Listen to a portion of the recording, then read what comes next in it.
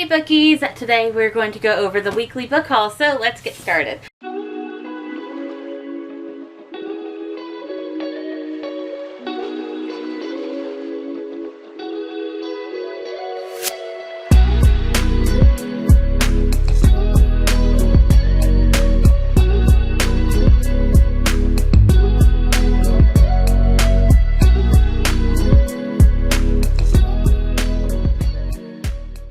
We're going very fast because I don't know how much battery I have, and I honestly did not charge up the last battery, so oopsie.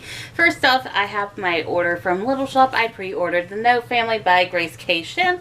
Absolutely love this book. It is a sweet contemporary book about a girl who does 23andMe as kind of a joke, and then she gets, someone reaches out to her that is part of her family that she's never heard of. She really only knew of her mom and her family. That was all she knew of her family.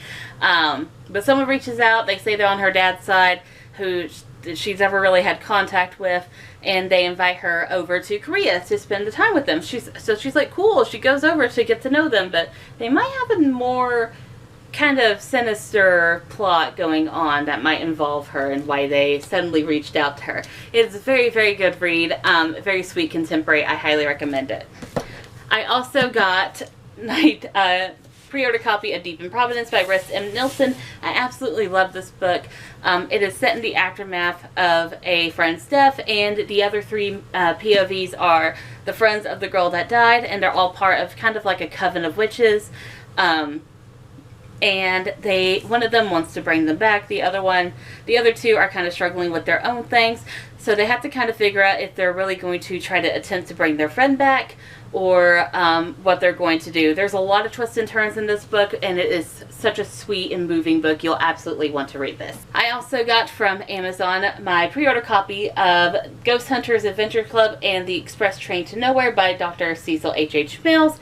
I've still not read the first one because this one kind of just came out immediately after I bought the first one.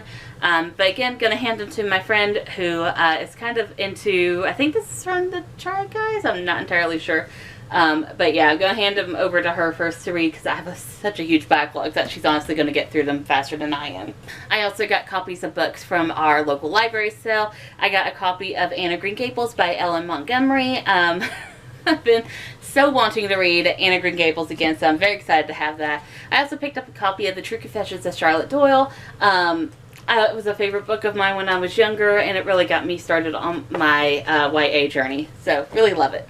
I also got sent a couple of books from publishers recently. I got The Last Nomad, A Coming of Age in the Somali Desert by Shugri Salh. I think that's how you pronounce it. I'm so sorry if I mispronounced it. So here's what the back says about it. Born in Somalia, Shugri was sent at age 6 to live with her nomadic grandmother in the desert, the last of her line to learn this once common way of life.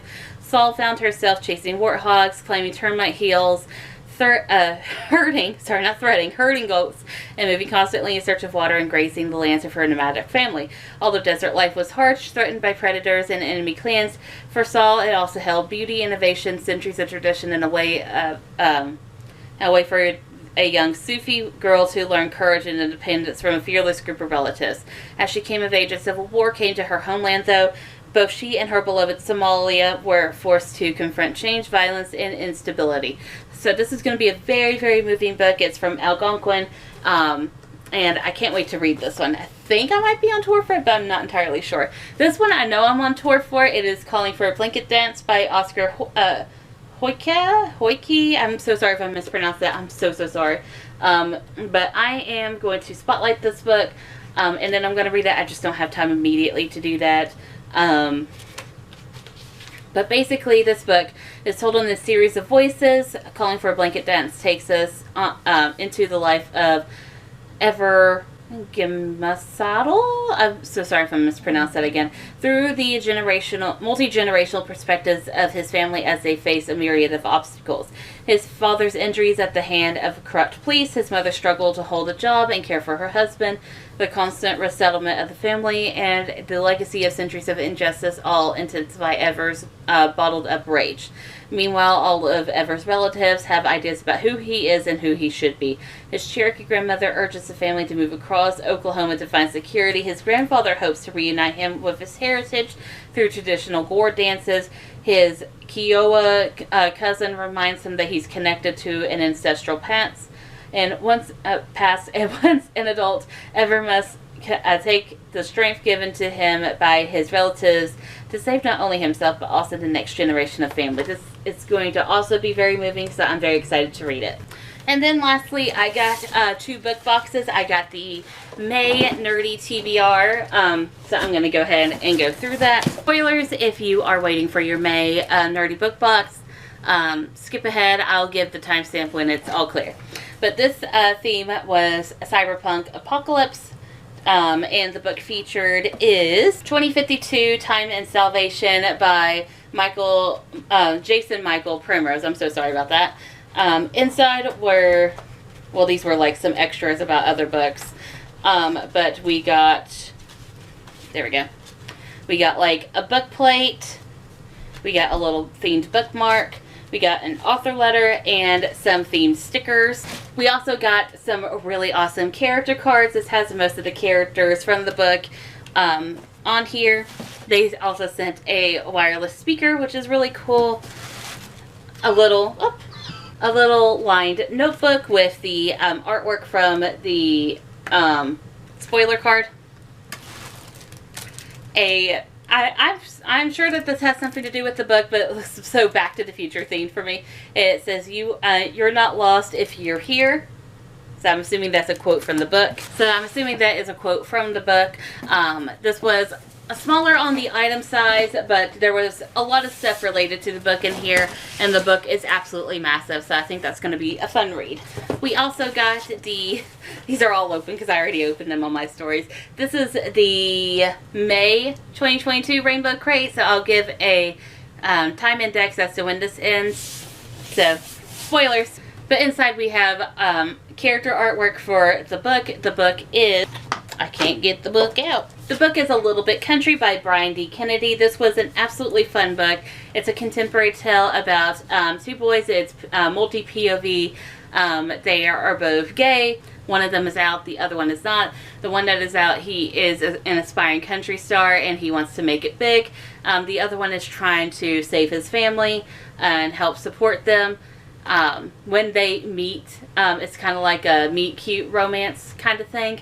And they start to get to know each other. They figure out that something in one of their family might be amiss, and it goes from there. It's very light plot-wise, but it's a very, very sweet romance. I highly recommend it.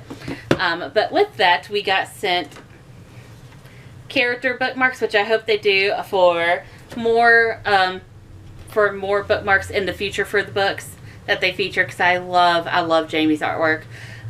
We also got a signed book plate and an author letter with really cute amusement park design on the back. I keep having to fix the camera because we are dying on battery and I forgot to charge the other battery, so we are having to go quick. In this box we got a book box, or a little book tote thing. I was so jealous when I saw people get this in their Fairy Loot box because I missed it by a month, but I'm so happy that Jamie included it. Jamie and Danielle included it in their box, so very, very happy. We also got this, which is, and this is written in the stars themed. It has a quote from the book on it. It's absolutely gorgeous. We also got the collectible magnet. It features Conrad and Alden from Conventionally Yours. We also got, what is this? This is the Dare Mighty Things card holder, but I had one of these when I was in senior year, so if you want to use this to hold like wallet pictures, you can. It works just the same. And lastly, we got a Rubik's Cube. It's really, really cute. It is featured from Obi Is Man Enough, and I absolutely love it. It has things from the book. And that was all for Rainbow Crate, and I absolutely loved all of it. Definitely go and support Rainbow Crate. I think right now they're on wait list, but they are absolutely something that you should be on the watch out for and join the wait list if you can financially support them. The June theme is Beating Pride or something like that. I can't remember. It's something like that. No, sorry. The June theme is The Future is Queer. The July theme is Beating Pride. But very anticipated. I'll include artwork for both of them. Definitely check them out if you can financially support them. But yeah, that is everything that I got in this week's mail haul. It was kind of late this week, so not much going on. But yeah. Don't know what else to tell you. But yeah, tell me what you got in the mail that was bookish related for you, and I'll see y'all later. Bye.